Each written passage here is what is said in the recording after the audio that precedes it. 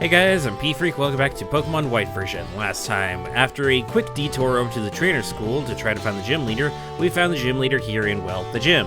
And so after we went to the Dream Yard to fight a few trainers and got some more experience, we then went and finally fought our first gym battle, which was kind of weird, honestly.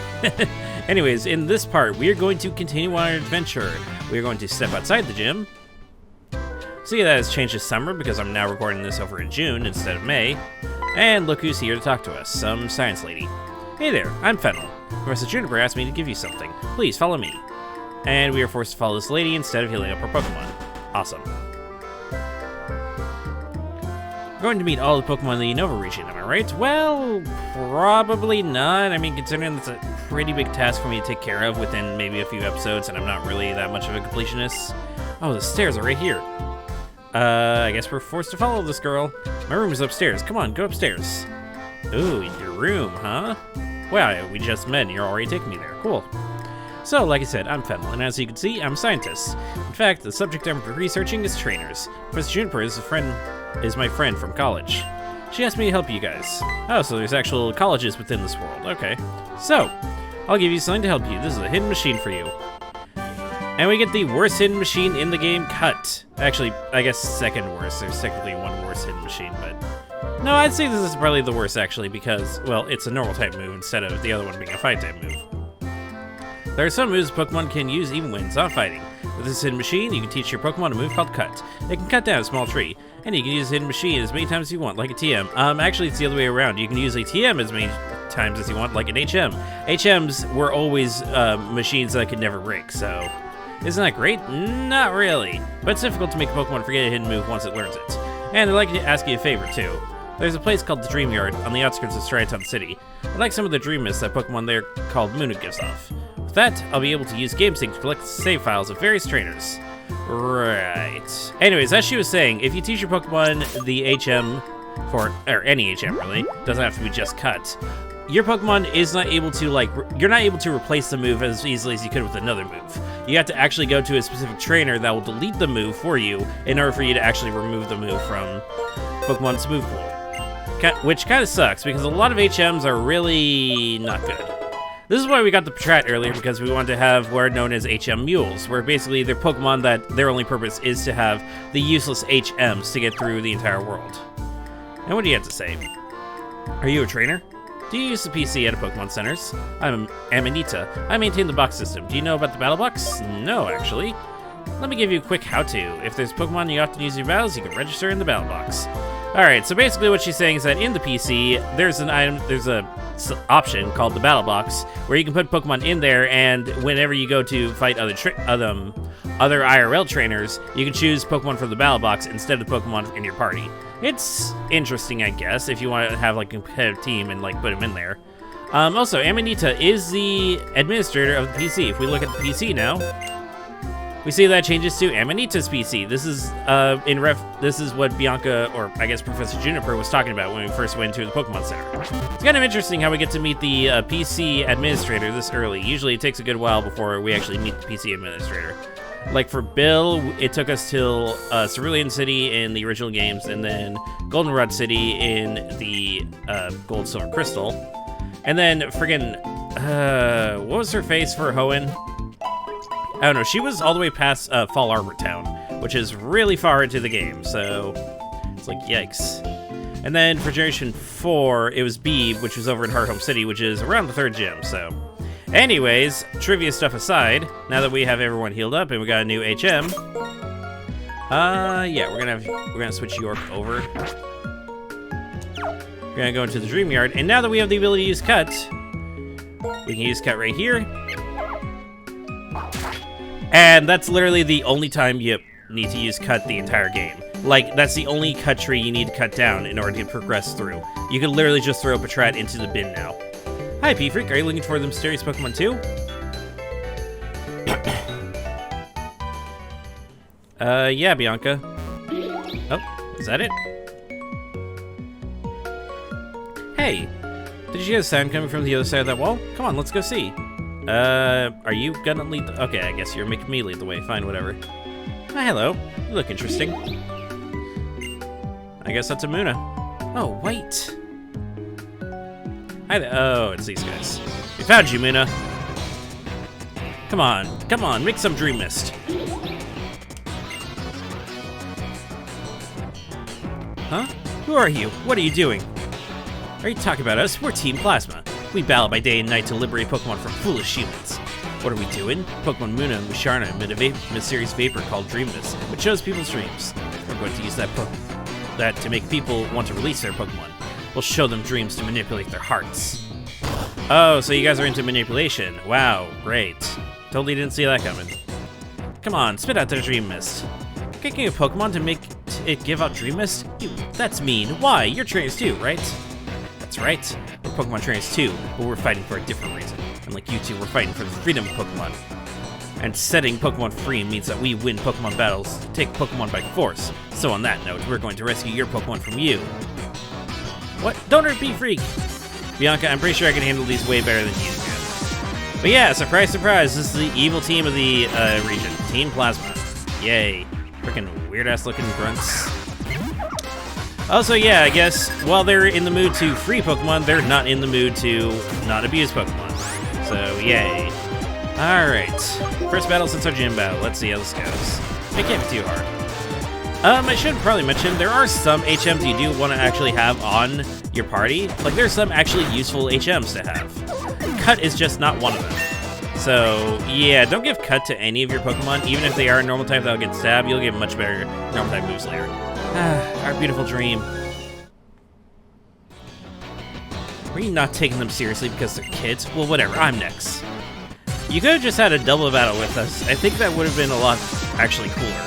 Introduce us to double battles through this, so we have Bianca team up with us, and then we fight both the Plasma Grunts at once. I think that'd be really cool. Don't worry, we'll be introduced to double battles eventually. Alright, next up is a Purloin.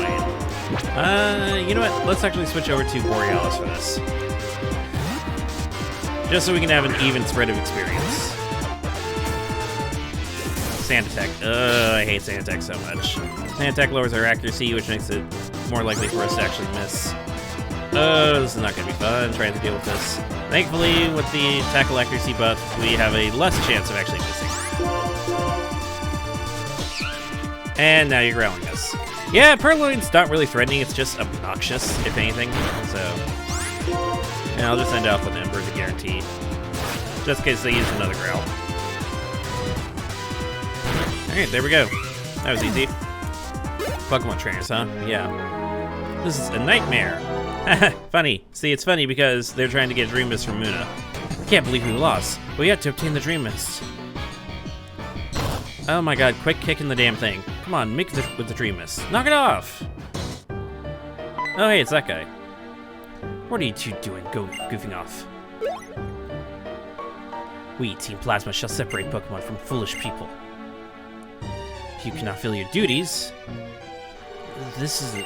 gets us when he's gathering followers. Or gets us when he's trying to control people by tricking them with speeches. Tricking them with speeches? Yeah. This gets us with when a plan has failed. He's about to issue a punishment. At any rate, let's hurry and say we're sorry so he forgives us. Okay, that was weird. Oh, hello, who are you? What was that just now? That person called Getsus appeared all over the place and it wasn't real, right? Could it have been a dream? I think there's a difference between a dream and a hallucination. And that Pokemon. Oh. I couldn't wait, so I came over. Fennel, come on, man. We had this totally under control. Is that a Musharna? Musha? Cute. Did something happen? Oh, Fennel. Well, you see, Muna was here, but Team Plasma and Muna, and Musharna came, and it showed something like a dream, and then Team Plasma, I think I followed that? See, Musharna evolves from Muna, so seeing Muna in trouble, it used its power, making dreams into reality to save Muna. Which means, wait a second. Is this Dream Mist? With this, I can complete my research. You two come to my house later, okay? Sure, whatever you say, Fennel. Jeez, you're already asking me for a second date at your place. Nice. Whew, how random was that? P-Freak, why did you go to Fennel's house? Me? Well, I'm going to look for the Pokemon we just saw just now. Sure, you do that, Bianca, whatever you say. I'm not gonna leave quite yet. There are a few items around here that I want to pick up. We have a Pokeball right here.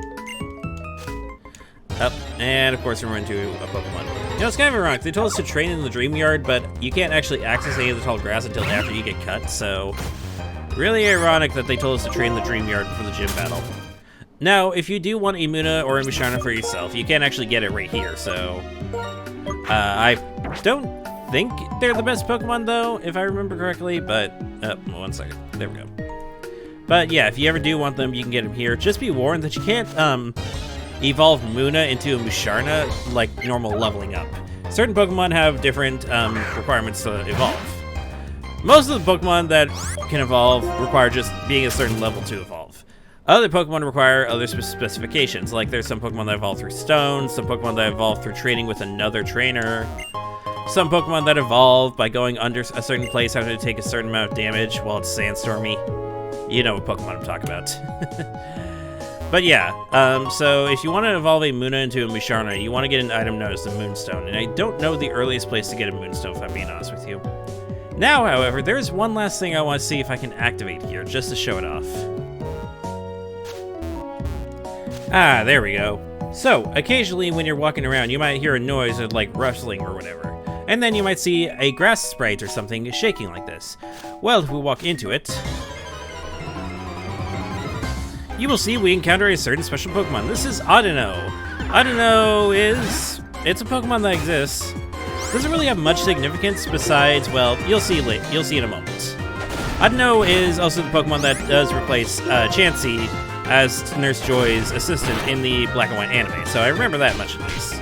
Because, I don't know if I mentioned before, but there are no original Pokemon in this game, or there are no Pokemon from the previous 4 generations in this game, I should clarify. They're all brand new Pokemon, so you will not encounter any of the new ones around here. It has an Ornberry, because of course it does.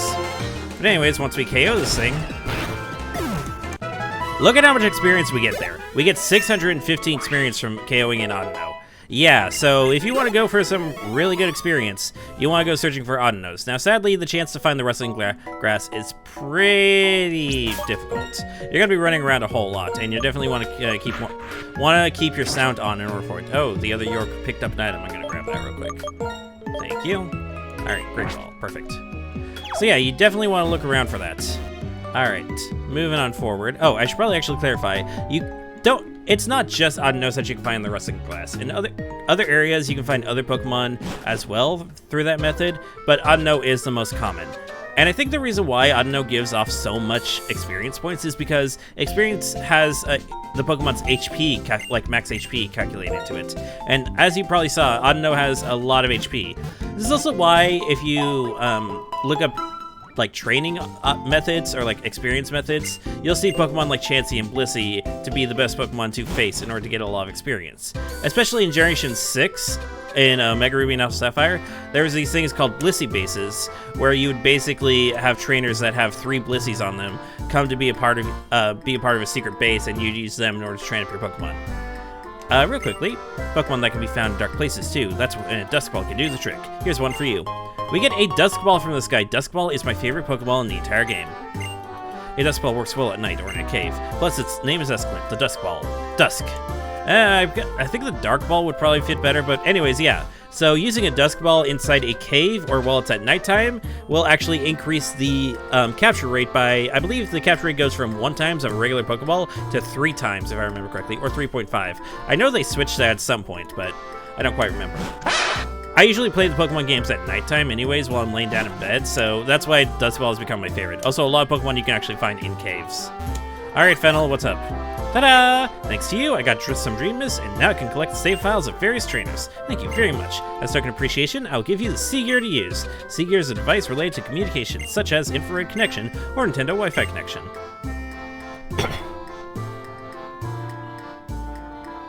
And we obtained the Seagear, as opposed to the X-Transceiver. Warning, please turn off Seagear in places such as airplanes, hospitals, where wireless communications are prohibited. Whatever. I'm not going to be in any of those places anytime soon. If we look at the bottom screen, we finally have something filling up the empty void there. See, the sea gear was activated and that screen showed up. If you touch the question mark button at the bottom right of the screen, you can read about the sea gear, about GameSync. I'd like to explain a little bit more the system that collects trainers' save files. Do you have time to learn more? I guess so. Now, GameSync can retrieve memories of sleeping Pokemon using Dream Mist. That's right, we can collect save files of trainers from all over the world. What's more, we learned that if you use the GameSync to make Pokemon sleep, it will have dreams. Then, when you wake up that Pokemon, its dreams become the reality in a space called the Enterlink in the middle of the Unova region. Isn't GameSync interesting? If you like, please send your save file. I've summed up the details in the PC, so please check it if you get a chance. Oh, what do you have, Amanita? Amanita, that's such a mouthful of a name. Oh, trainer, thank you very much for helping Fennel. This is for me. Please take it, don't be shy. And we get a book of some sorts. We get the Pal Pad. Register your friends in the Pal Pad. After you register, you can link with those friends over Nintendo Wi-Fi connection and do all kinds of fun things. You can trade Pokemon, challenge your friends to a battle, and so on. Let me give you a quick how-to on registering your friends. You can either input your friend's code directly using the Pal Pad, or you can use the IR connector feature of the Sea Gear. Then you can register your friend. So, this was a whole part of when Nintendo Wi-Fi connection used to be a thing. And this was, the Pal Pad was before you could actually add friends through just a system-wide friends list, like on Nintendo 3DS and Nintendo Switch. So this was how basically you access the Nintendo Wi-Fi connection, before it got shut down, of course, to do your battles and training and all that sort of jazz. But there is another thing that was part of this as well, that I never really explored too much. There used to be a website where, after you send your Pokemon to sleep, you can actually go onto the website, connect through it with your system, and then you're able to do some various things on the website, like, I believe it was a way for you to get like certain items you couldn't get in-game, as well as certain Pokemon that had special abilities known as hidden abilities. Why are we going back into the Pokemon Center? We have not fought a single thing yet. Actually, I can go in for some shopping. They'll have hidden abilities, which is basically a second or third ability that the Pokemon can have that they don't normally learn. So, it's pretty cool. A lot of Pokemon became more viable with their new hidden abilities, and some of them kind of got the short end of the stick. Also, now that we have one badge, we have an expanded shop. The shop will basically expand the more gym badges you have. We can now get Great Balls, which have a 1.5 times capture rate compared to Pokeballs. I'm definitely going to grab a few of those. And that's all we can buy, so I think I'll just grab 4 now. We now have access to Super Potions, which increase our HP by 50. Antidotes, Paralyzed Heals, Awakenings, Burns, Ice Heals. You definitely want to grab a few of these, especially the Antidotes and Paralyzed Heals and the Awakenings. These two are less common status effects. I've already talked about Burn, but Ice is definitely the least common one. And then we can also get Repels. Repels are a Pokemon trainer's best friend. An item that prevents weak wild Pokemon from appearing for 100 steps after it is used. So basically it means that after you use a Repel, you will encounter no wild Pokemon that's under the level of the first Pokemon in your party at all while you walk through tall grass, or go through any other area, so that's pretty cool. Alright, now that we're done with all that, geez, that really took a while, we can finally go over here, pretty place over here.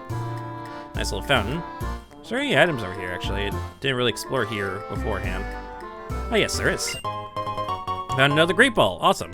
That's really great. Yeah, puns.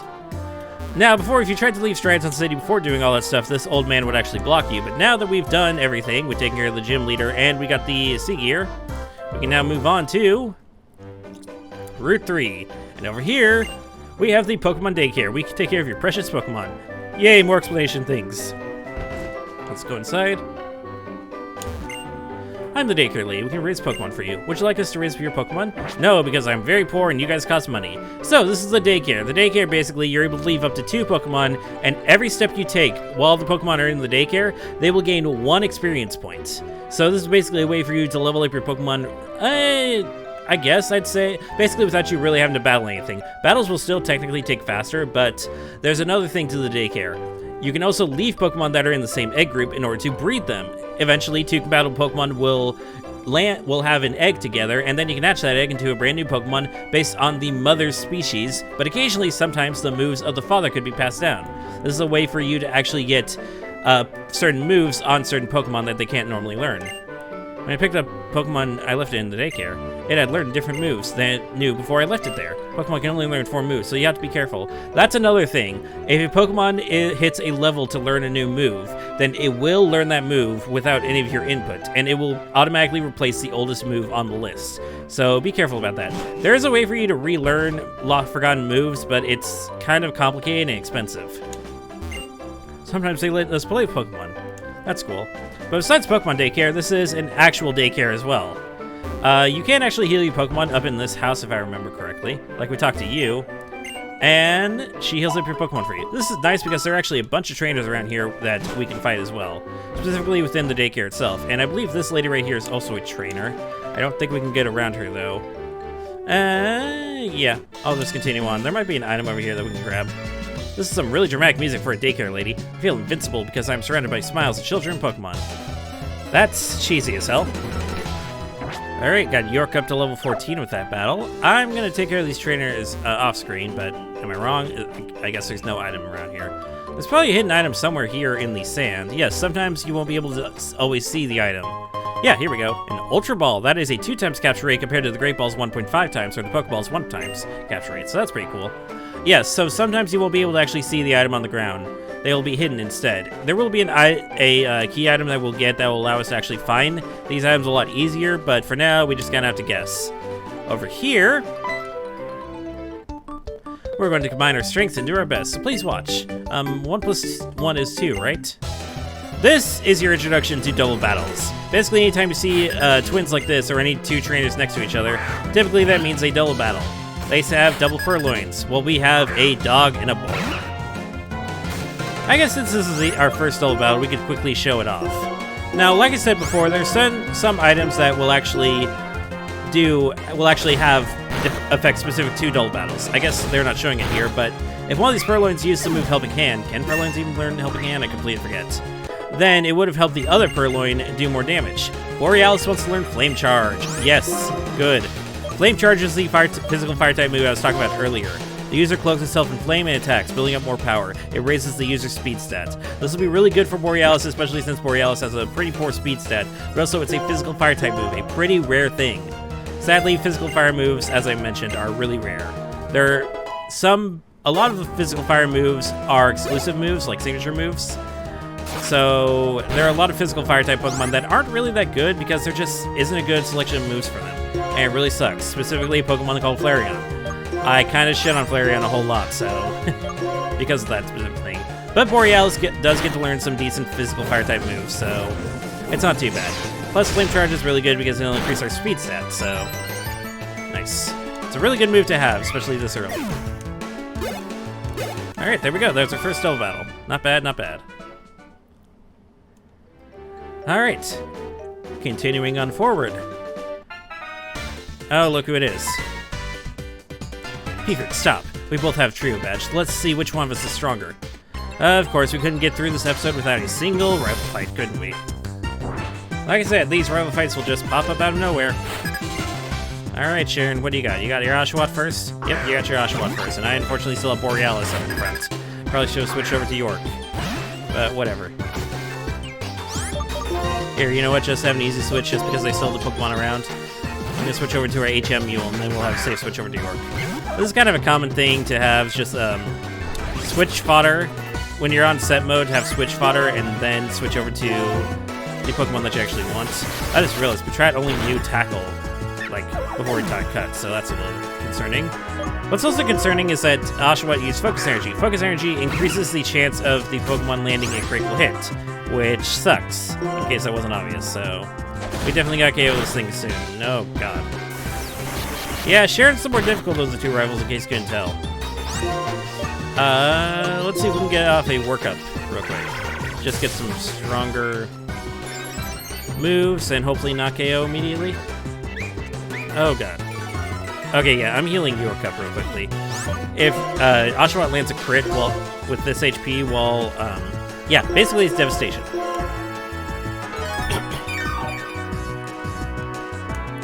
And Water Sports.